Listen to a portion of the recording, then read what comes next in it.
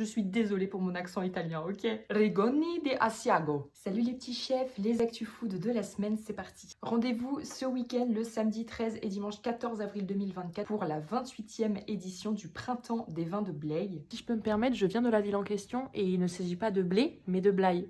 Voilà.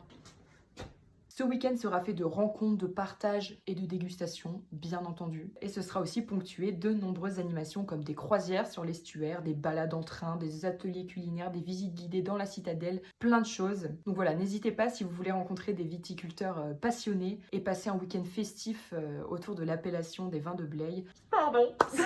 C'est pas grave, je ne t'en veux pas, Manon. En plus, il va faire super beau et chaud ce week-end, c'est le moment d'en profiter. Cyril Lignac inaugure un nouveau restaurant Bar des Prés dans le 8e arrondissement à Paris. Restaurant japonais signature du célèbre chef français, déjà installé sur la rive gauche et à Londres. Le Bar des Prés profite de l'arrivée des beaux jours et du soleil pour prendre ses quartiers d'été à 2 pas de l'avenue Montaigne. Tout comme son aîné installé rue du Dragon, c'est une cuisine de partage tournée vers le Japon. Le menu rassemble des sashimi, des nigiri, des maki et il y a aussi des recettes signatures comme l'iconique mille crêpes au matcha, nappé de chocolat fondu et une myriade de cocktails.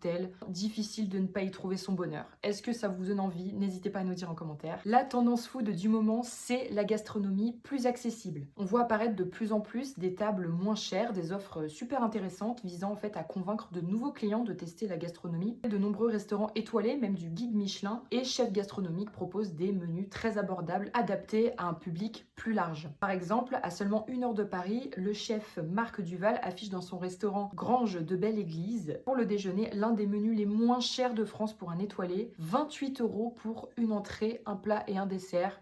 Franchement, c'est une affaire. Nocciolata se lance dans les biscuits. Et oui, l'italien. Alors attendez, avant que je le dise, je suis désolée pour mon accent italien, ok? Rigoni de Asiago lance ce mois-ci sous sa marque Nocciolata une première gamme de biscuits pour le marché français. L'offre contient 2 recettes de mini tartelettes avec de la pâte à tartiner. Une référence est faite à base de nocciolata classique, recouverte de quinoa soufflé et caramélisé. Ça, c'est pas mal. Et la seconde met à l'honneur la nocciolata bianca. Tout ce qui est pâte à tartiner, de toute façon, on adore. Franchement, j'ai hâte de goûter ça. Et on a bien sûr goûté. Merci à la marque de nous en avoir envoyé. On a tous adoré, c'est archi validé.